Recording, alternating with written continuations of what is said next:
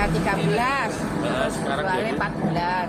Sekarang 14, jualnya 15. Bu, kenaikan ini terjadi sejak kapan? 2 minggu yang lalu. Katanya nggak panen gitu loh, nggak ada panen.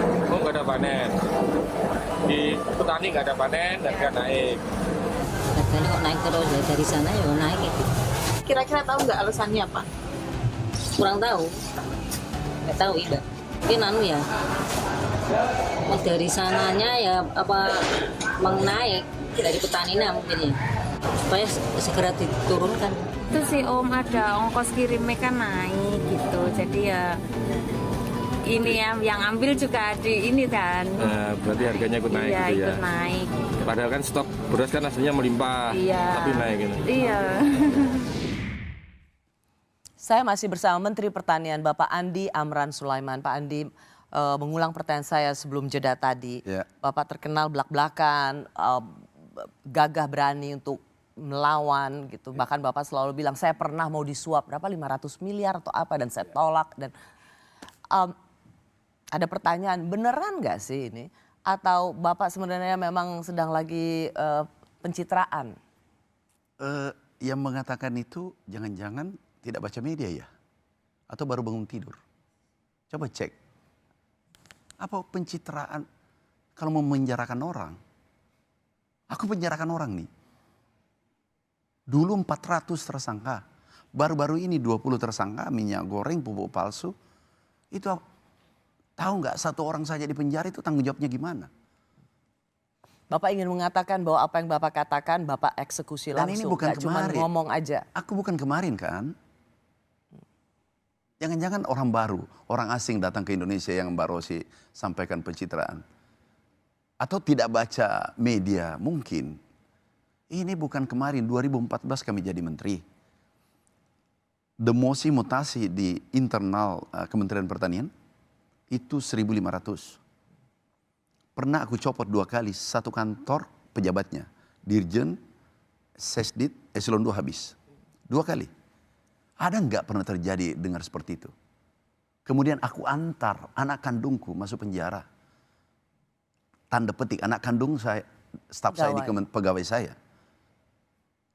Aku tuh kalau sebagai manusia, aku tidak tega.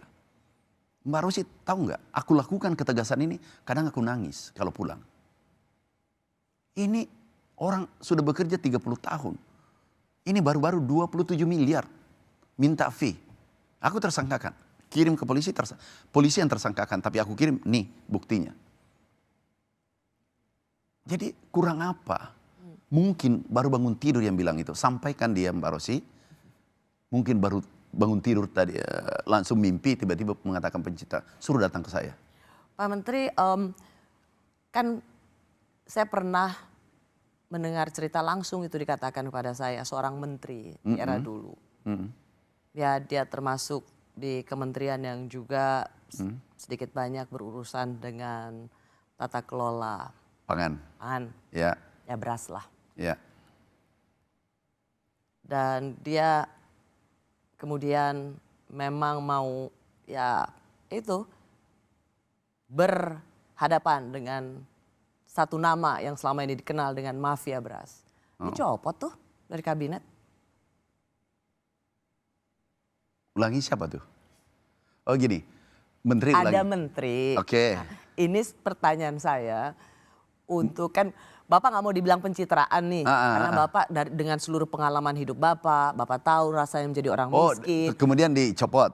Enggak, jadi dan kemudian Bapak mengatakan saya tidak hanya sekedar kalau meminjam istilahnya Pak Presiden Prabowo nggak sekedar omon-omon. Yeah. Apa yang Bapak katakan Bapak lakukan. Yeah. Tetapi ngomong soal mafia beras ini ada pengalaman seorang menteri pernah cerita pada saya berhadapan-hadapan yang dia mau mengeksekusi seorang nama mafia beras dicopot dari kabinet. Mbak Rosi, copot terlalu rendah. Risiko tertinggi hidup itu mati. Nggak ada artinya itu copot. Setiap detik adalah takdir. Masa takdir bisa tertukar? Enggak, aku nggak peduli itu. Kalau kita masih pertimbangkan itu, tidak akan pernah bekerja dengan baik. Itu sudah pasti. Kalau Anda lebih mencintai kursimu daripada kebenaran, selesai. Jangan cerita banyak. Cuman kan Bapak bisa maksud saya begini, saya tidak meragukan komitmen atau keberanian Bapak, bukan itu. Tetapi saya juga merasa bahwa saya juga yakin sebagai seorang profesional bagaimanapun juga political power itu dibutuhkan. Kalau Bapak juga nggak di-backup oleh Presiden, nggak mungkin dong Bapak berani ini. Artinya Presiden juga memberikan lampu hijau. Silakan Mentan, lakukan apapun yang Bukan Anda lampu hijau, perintah. Aku jalankan. Bapak Presiden luar biasa, secara tegas. Kemarin mafia mafia pupuk, aku berani katakan mafia. Kenapa? Kami periksa di lab, ternyata kosong, tersangka. Aku lapor Bapak, Pak ada gini, lanjutkan. Bapak Presiden mengatakan lanjutkan. Apakah di antara 212 nama perusahaan-perusahaan itu termasuk juga ada nama-nama perusahaan besar, Bapak belum berani mengatakan bahwa mereka terindikasi mafia beras? Ini kan masih berproses, Mbak Rosi. Sekarang ini yang saya katakan pupuk kemarin, kan baru saja ini pupuk. Pupuk yang pupuk palsu. Kemudian ada yang speknya hanya 70%. Ini tersangka ada minyak goreng. Tersangka, ini kan baru. Ini tahun 2025. Kami lapor Bapak. Bapak katakan, lanjutkan. Kami lanjutkan.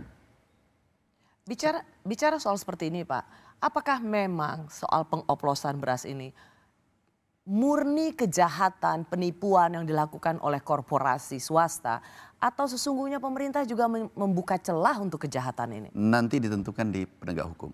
Yang saya bisa katakan ini tidak sesuai standar, titik. Kenapa Bapak tidak ingin memberikan penilaian kepada sesama kolega di kabinet? Enggak. Yang kami dibawa kewenangan kami bisa komentari. Ada saya pecat, kemudian sekarang ada tersangka dibawa di Kementerian Pertanian, ada kami turunkan pangkatnya, ada kami mutasi. Ini baru 10 bulan nih. Kemudian pegawai kami ada juga kami beri sanksi, juga tersangka, bahkan DPO. Jadi aku harus bahas di kewenangan saya. Kalau membahas di kewenangan orang, itu namanya omon-omon. Coba bawa di Mbak Rosi bawa kewenangan di saya, Kementerian Pertanian yang Mbak Rosi tanyakan. Beres itu semua pertanyaannya. Atau mau Mbak Rosi pindahkan sini, saya tak selesaikan. Pak Mentan merasa yakin dengan langkah Pak Mentan ini Bapak bisa membereskan tata niaga beras? Saya tidak lakukan kalau saya tidak yakin. Harus kita bekerja itu hakul yakin. Kalau ada keraguan, itu pasti tidak beres. Kalau ada keraguan atau kita bagian dari masalah, itu. Ketua Komisi 4 Ibu Titi Soeharto mengatakan semua yang main seperti ini harus dikasih efek jera. Efek jera seperti apa yang menurut Pak Mentan paling pantas? Karena saya sempat baca di media Bapak bilang ini, ya mereka mengakui lalu menarik peredarannya. Terus kalau tidak salah ada kalimat yang mereka sudah bertobat. Bukan dari saya. Bukan dari Anda ya, tapi. Ya, coba cek. Nah intinya. Dari lembaga lain. Nah ketika mereka sudah mengakui dan menarik peredaran stok berasnya, apakah bagi seorang Mentan itu cukup? Atau harus ada efek jera yang lebih setimpal? Kalau saya, aku setuju dengan Ibu Ketua. Efek jera? Ya, setimpal. Efek jera itu apa? Pidana atau tutup? Apapun keputusan penegak hukum, kami harus apresiasi karena mereka sudah kerja. Yang tahu detail nanti ke penegak hukum. Hukuman berat, sedang, ringan kan penegak hukum. Tapi kalau ikuti rasa, bukan rasionalis kita, rasa, ya hukum berat. Ini rasa ya, ini subjektivitas saya. Karena saya membayangkan saudara kita yang berada pada garis kemiskinan. Saudara kita yang tidak mampu. Jangan membayangkan bahwa posisi sama Mbak Rosi dengan saya. Iya, makanya rasanya Bapak itu harusnya mereka. Efek jera. Efek jera itu apa? Ya, kenapa nggak Bapak langsung bilang, ya udah tutup, cabut izinnya. Kenapa tidak Bapak langsung selugas saya tanya itu? Mbak Rosi, apa ada di kewenangan saya? Tapi bukankah sebagai Menteri Pertanian Bapak yang sudah yang mencabut-cabut kewenangan I saya. know itu bukan kewenangan Bapak, Ya, tapi selesai, tidakkah tanya Bapak nanti, bisa panggil menyambungkan suara nanti. itu kepada aparat penegak hukum? Mbak Rosi memberikan panggil lagi rekomendasi? nanti yang punya kewenangan. Jadi jangan Mbak Rosi cuma panggilnya Menteri Pertanian karena Menteri Pertanian orang baik. Ya panggil dong semua yang terkait ini, panggil, undang satu-satu ke sini, pasti mau. Tapi kalau untuk Bapak sendiri sebagai Roso untuk memberikan efek jerah, harusnya perusahaan-perusahaan seperti itu ya tutup, betul nggak? Ya saya kira nanti Anda panggil sini Mbak Rosi, tanya tentang kewenangannya. Ini tidak pas, pertanyaannya Mbak Rosi, kalau Mbak Rosi tanya jenis varietas, kemudian yang dia oplos, kemudian kualitas, itu di Kementerian Pertanian. Mutlak itu tahu sebagai menteri. Iya. Nah, jadi Saya- nanti Mbak Rosi, pertanyaan saya cuma, supaya Mbak Rosi, setuju nggak dengan rasa keadilan bahwa kalau sudah jelas-jelas rasa mereka saya, ya setuju. baik tutup, Ya, setuju. cabut izinnya. Pokoknya apa, gini, saya ulangi ya, apa yang dikatakan Bu Titi aku setuju. Memberikan efek jerah. Kalau subjektivitas saya beri hukuman setimpal, ini subjektivitas saya, tapi bukan domain saya. Saya ini Menteri Pertanian, jangan Mbak Rosi salah. Ini bukan APH yang Mbak Rosi tanya. Saya paham. Nanti panggil juga, mau nggak lengkap? Saran, boleh kan aku beri saran? Pak Mentan kan sepertinya sama nih Rosonya dengan rasa yang dialami dirasakan oleh masyarakat. Nggak. Marah loh. Boleh nggak Ini aku beri saran? beras dioplos itu kan kurang, itu kan Iya. kebangetan Pak. Tapi Masa perusahaan rasa yang subjektivitas saya belum tentu sesuai dengan realita penyidikan. Belum tentu. Nah, saran saya, Mbak Rosi, saran saya, Menteri Pertanian sudah. Yang Mbak Rosi tanyakan, panggil lagi orangnya. Sempurna nanti.